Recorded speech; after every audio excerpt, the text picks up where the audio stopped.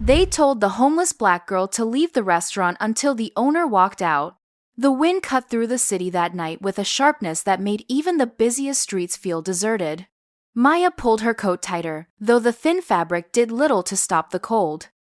It had once been her school jacket, faded now, its zipper stuck halfway down, the lining frayed until the stuffing peeked out.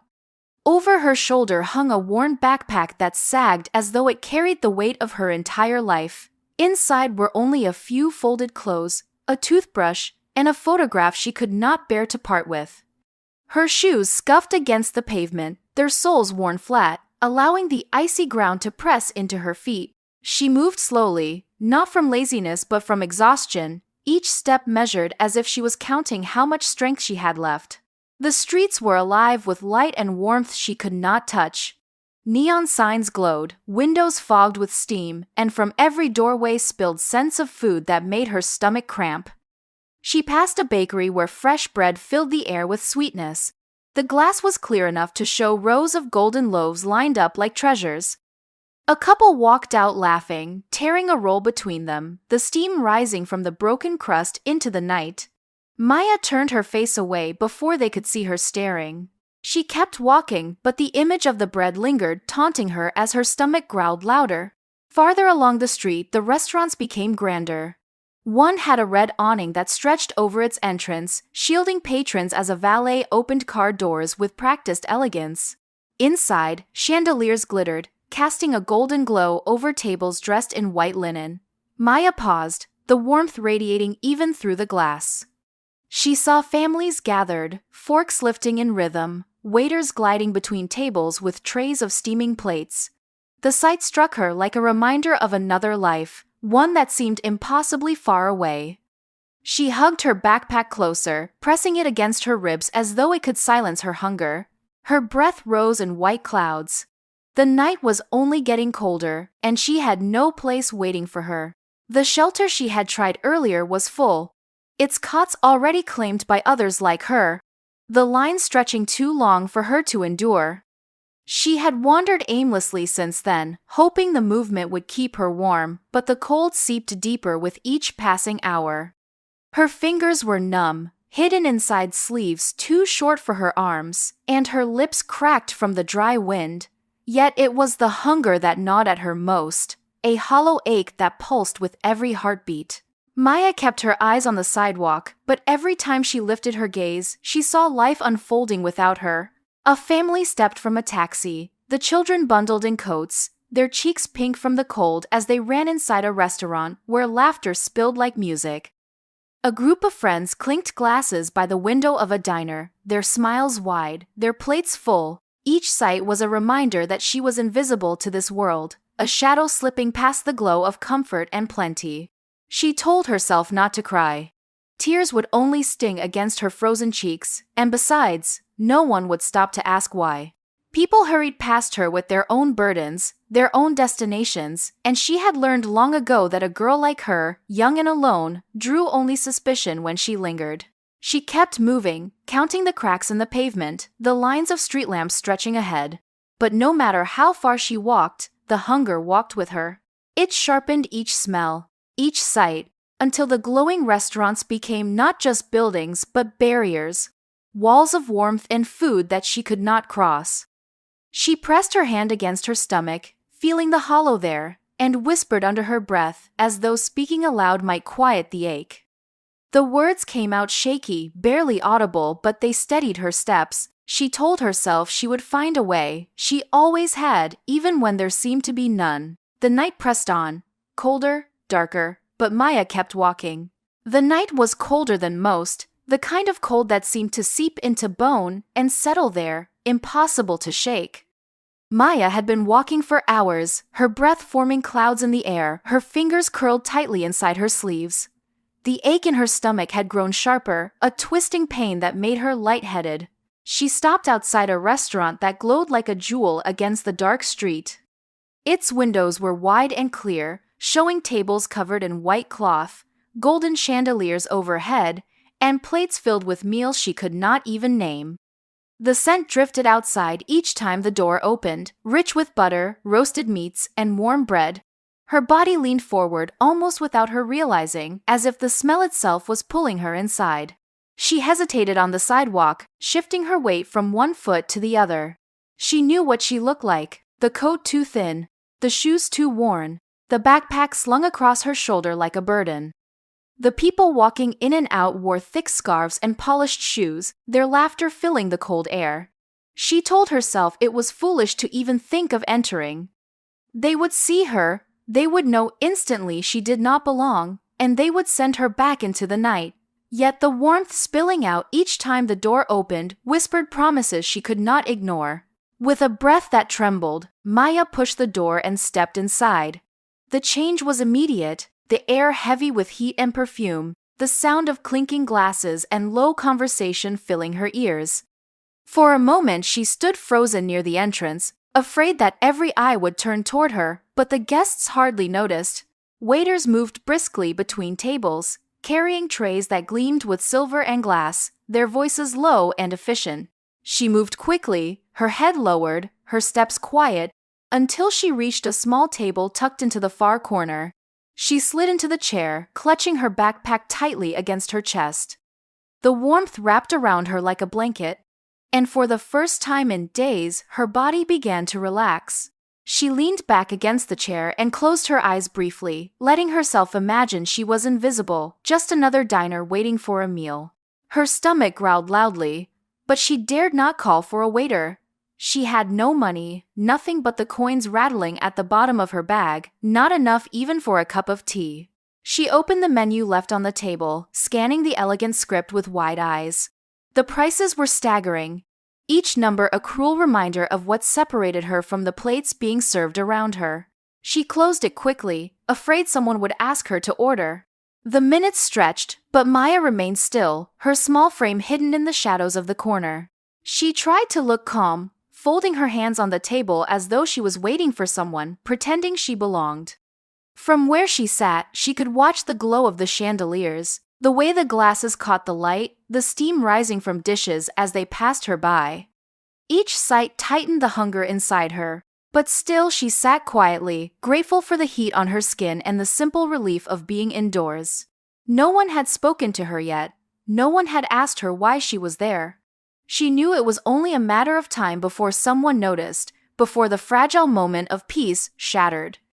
But for now she held on to it, savoring the warmth, savoring the illusion that she was just another girl in the restaurant, not someone who had been wandering the streets alone. For a little while, she allowed herself to breathe, to pretend, to feel the comfort of a life she had almost forgotten. Maya sat with her hands folded on the table, trying to steady her breathing as warmth finally began to seep into her frozen fingers. For a brief moment she let herself imagine that she belonged, that she was simply another customer waiting for a meal. The soft hum of conversation surrounded her, and she allowed her eyes to wander over the flickering candles and the golden sheen of the chandeliers. It was almost enough to quiet the ache in her stomach. Almost. But the illusion began to crumble the moment a waiter passed by her table. He slowed, his eyes narrowing as they flicked from her coat to the backpack clutched tightly against her chest. His expression tightened, the faintest crease forming between his brows. Maya lowered her gaze quickly, hoping he would move on, but the hesitation was enough to draw the attention of another server. They exchanged a glance, a silent judgment that made her heart beat faster. She gripped her backpack more firmly, as though it might shield her from their stares. Within minutes, the murmur of disapproval grew louder, not from the diners but from the staff who had begun to notice her presence. The waiters whispered near the bar, darting glances in her direction as if her very existence unsettled the rhythm of the evening. Maya felt her throat tighten. She wanted to disappear into the corner, to make herself so small they would forget she was there. But she could feel it coming, the confrontation she had dreaded since the moment she walked in. The manager appeared suddenly, striding across the room with a frown carved deep into his face. His dark suit was immaculate, his steps brisk, and his eyes locked onto her like a spotlight. Maya sat frozen, her fingers trembling against the strap of her bag. The tables around her fell quieter as his voice cut through the air, sharp and unyielding. "You cannot be here," he said loudly, his tone carrying across the restaurant. This is not a shelter, customers only. Every head seemed to turn at once. Diners glanced toward the corner, their eyes lingering on her thin jacket, her scuffed shoes, the way she held the backpack as though it was the only thing she owned. Some looked away quickly, their faces shadowed with discomfort, while others leaned forward with open curiosity, eager for the spectacle unfolding before them. A few mouths twisted into faint sneers, the disgust plain even without words. Maya's cheeks burned as she tried to form a response, but her lips quivered and nothing came out. She wanted to explain that she only needed a little warmth, that she meant no harm, that she would leave quietly if only they gave her another moment. But the words tangled in her throat, caught between pride and desperation. The manager's voice grew louder, each syllable striking her like a blow. "Take your things and go. Now. You are disturbing my guests." His hand gestured toward the door with finality, and the weight of the room pressed down on her. Tears threatened to rise, but she forced them back, blinking rapidly as her vision blurred. The last thing she wanted was to cry in front of strangers, to let them see her weakness. Her body felt rigid, her heart pounding against her ribs as though it might burst. She stood slowly, her legs unsteady, the chair scraping loudly against the floor and adding to her humiliation. The diner's eyes followed her every movement. One woman clutched her pearls, another shook her head. A man muttered something under his breath, his lips curling into disdain. Yet not all the faces were hard. A young couple near the window exchanged a glance, pity softening their features, but they said nothing. No one said anything. The silence was a verdict. Maya hugged her backpack close, holding it like armor, and tried to walk with dignity toward the exit. Inside, though, her chest was breaking. She had only wanted warmth, a single moment of relief, and instead she was leaving with her shame laid bare before a room full of strangers. The laughter that once filled the restaurant was gone, replaced by the sound of her footsteps echoing against the polished floor as she made her way toward the door. The air in the restaurant had thickened with unease. Maya stood near her chair trembling, the eyes of strangers fixed upon her as if she were an intruder in a world that had never been hers. The manager loomed beside her, his voice sharp enough to cut through the lingering hum of conversation. He was already gesturing to the door again, his words echoing across the room with a severity that made Maya's chest tighten. Her throat burned from holding back tears, her hands clinging to her backpack so tightly her knuckles whitened. Around her, the diners continued to watch, their silence pressing down as heavily as the manager's command. From the back hallway, a door opened, swinging out into the dining room with the soft thud of hinges. The restaurant owner stepped forward, adjusting the cuffs of his jacket, his mind still fixed on the paperwork he had been reviewing. His evening had been consumed by numbers and schedules, the endless details of running a business. He expected the familiar harmony of fine dining, the low murmur of voices and the clink of glasses. Instead, he froze. The scene struck him immediately. A young black girl stood cornered beside a table, her coat worn thin, her frame hunched as though she were bracing for impact. Her backpack was pressed against her body as if it were her shield. Beside her, the manager stood tall and rigid, his voice firm, his finger pointing toward the door with an authority that brooked no refusal. Around them, diners stared, some whispering, some smirking, some shifting uncomfortably in their seats. The room's atmosphere had shifted from elegance to spectacle, and it rattled the owner more than he expected. He lingered for a moment at the edge of the dining room, his expression unreadable. The light from the chandeliers flickered across his face as he tried to take in what was unfolding. The girl's eyes darted nervously toward the exit, but her feet seemed rooted to the floor. The manager's words, though not shouted, were loud enough to ring in his ears. "You do not belong here. Leave at once." Something in that tone, in those words, made the owner's chest tighten. This was his restaurant, his name on the building, his reputation carried in every plate served, every guest received. Yet here, in his own establishment, he saw a child being cornered like an unwanted shadow. The girl's thin coat and tired eyes told a story he did not yet know, but he could already sense that it was not one of mischief or malice. It was a story of survival. He stepped further into the room, his polished shoes clicking against the floor. Conversations faltered as guests noticed his arrival. The staff stiffened, some looking away, others watching with unease. The manager turned, his face flushing as he realized he had been caught in the act. For a heartbeat, the restaurant was utterly still.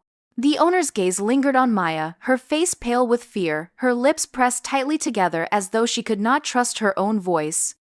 He saw not just a trespasser, but a human being, a child who had slipped inside his doors because the world outside had given her no warmth. He thought of the countless nights his establishment had wasted food at the end of service, dishes discarded without a thought, while someone like her might have been standing in the cold just beyond the glass. The thought burned in him like a quiet shame. The room seemed to hold its breath, waiting to see what he would do. The manager shifted uneasily, preparing to justify himself, but the owner raised a hand, silencing him before a word could be spoken. His eyes did not leave Maya, and in that silence, the power of the moment grew heavier. He had walked into countless meetings, faced boardrooms filled with investors, negotiated contracts worth fortunes, but this was different. This was no negotiation. This was a revelation, unfolding in the heart of his own house. Maya's chest rose and fell quickly, her breath shallow, her grip on the backpack unrelenting. She expected anger from him, the final order to leave, perhaps even worse. Yet the way he stood there, frozen in thought, suggested something else. The diners leaned forward, sensing the tension shift, their curiosity sharpened by the sight of the man who controlled everything in the room. The owner did not speak right away, but his silence was louder than the manager's orders. It was the kind of silence that came before change. The stillness in the restaurant stretched until it felt unbearable. Maya's heart pounded so hard she thought the sound might echo off the polished walls. The owner moved closer, his steps measured, the weight of his authority shifting the air. Diners who had moments before been whispering among themselves now sat in silence, forks paused halfway to their mouths, eyes fixed on the unfolding scene. The manager opened his mouth as if to explain, but the owner lifted a hand, halting him without a word. His gaze stayed on Maya, steady and unblinking. He spoke quietly, but his voice carried through the room. "What is your name?" Maya's throat felt tight. She swallowed hard, her fingers gripping her backpack strap until the fabric cut into her skin. "Maya," she whispered, her voice so faint she wondered if he had even heard. The owner nodded slowly, as though her name alone confirmed what he needed to know. "Maya," he repeated, the sound of it deliberate. "Tell me why you are here." Her lips parted, but for a moment no words came. The weight of so many stares pressed down on her, and shame wrapped around her like another layer of cold. She wanted to run, to escape before she broke apart completely, but something in his eyes held her still. They were not hard like the manager's, not dismissive like the guests who had turned away. They were expectant, waiting, perhaps even open. Her voice trembled when she finally spoke. "I was just cold," she began, her eyes fixed on the floor, "and hungry. I didn't mean to cause trouble, I just wanted to sit for a while, somewhere warm." The words cracked as they left her, but once they started, she could not stop them. She told him how her family had lost their home months ago when her mother fell ill and the bills mounted faster than they could pay. She explained how every bit of money she had scraped together went to her younger brother's schooling because she refused to see him drop out and follow the same hard path she had. She spoke of nights spent in shelters when she could find them, on sidewalks when she could not. She admitted she had not eaten in days, the hunger sharpening until it made her dizzy, driving her through the restaurant doors against her better judgment. The room absorbed her story, each sentence unfolding in halting bursts, her voice quivering like a flame in the wind. The diners, who moments earlier had watched with judgment or indifference, now listened with a stunned quiet. Some lowered their eyes, ashamed of the way they had stared. Others leaned forward unconsciously, caught by the rawness of her words. When she finished, Maya stood trembling, her chest rising and falling quickly. She half expected laughter or scorn or another command to leave. Instead, the silence stretched again, but it was no longer hostile. The owner's expression had changed.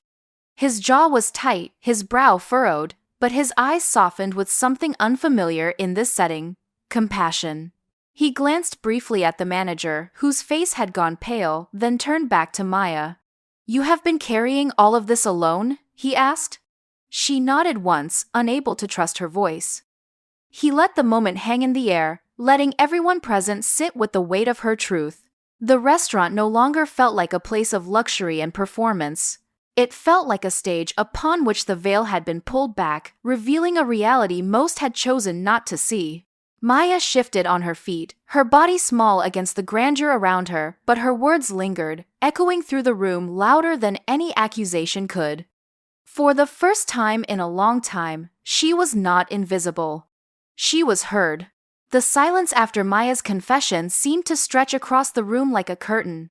No one moved, no one spoke, as though the very air had been caught in her trembling words. The owner stood before her, his eyes locked on her face, and for a long moment he did not look away.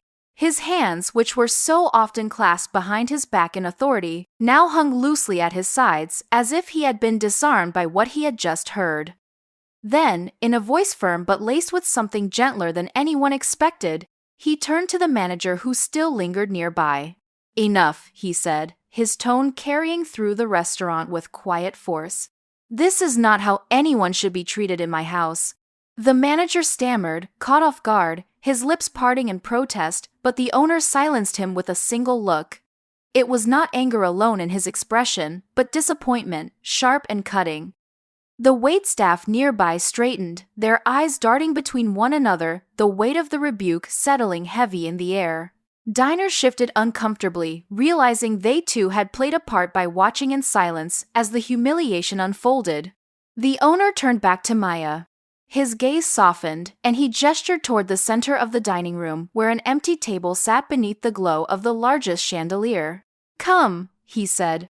"Sit there." Maya froze, uncertain she had heard him correctly. Her eyes widened, her grip tightening on her backpack as if it might anchor her to the floor.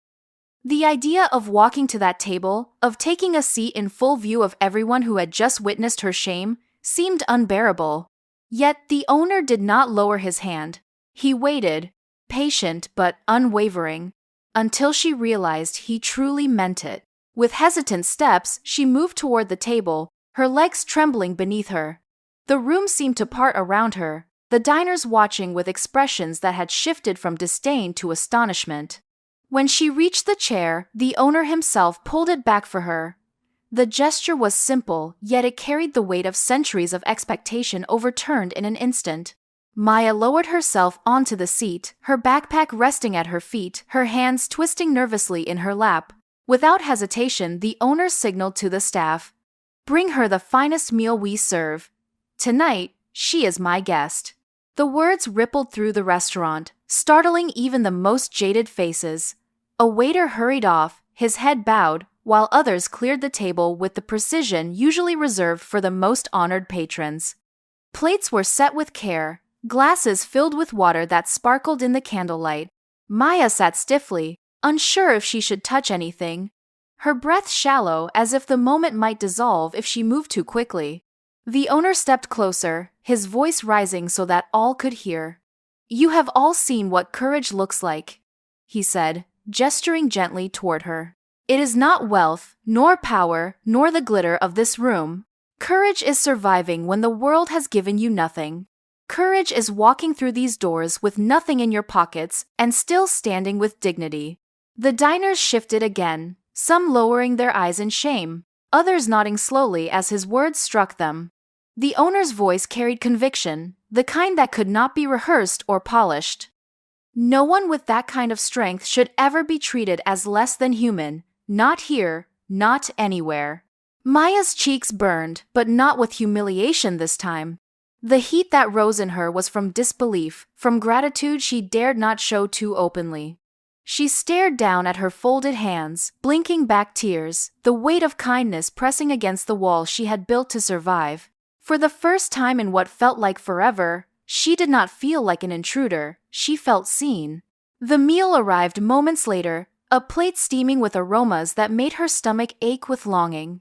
The owner did not leave her side, standing like a guardian against the eyes of the crowd. The restaurant had changed in an instant, its glittering opulence no longer a stage for her shame but for her quiet redemption. The weeks that followed unfolded like a life Maya had never dared to imagine. Each morning she arrived at the restaurant through the front entrance, no longer slipping in with her head lowered, no longer fearing the eyes of strangers. She wore a fresh uniform that fit her properly, her name embroidered neatly above the pocket. Her backpack, once her only possession, now hung in her small staff locker, its burden no longer pressed to her chest at every moment. At first, she felt out of place among the other workers, unsure if she was truly part of them or merely a guest passing through.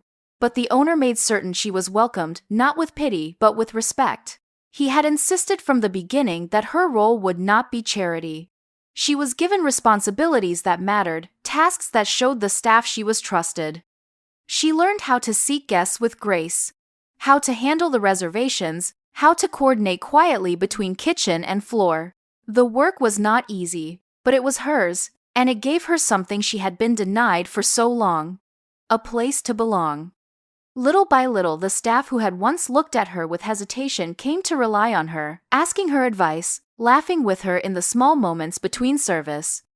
The whispers of doubt faded, replaced by quiet admiration for the girl who carried herself with dignity even after all she had endured.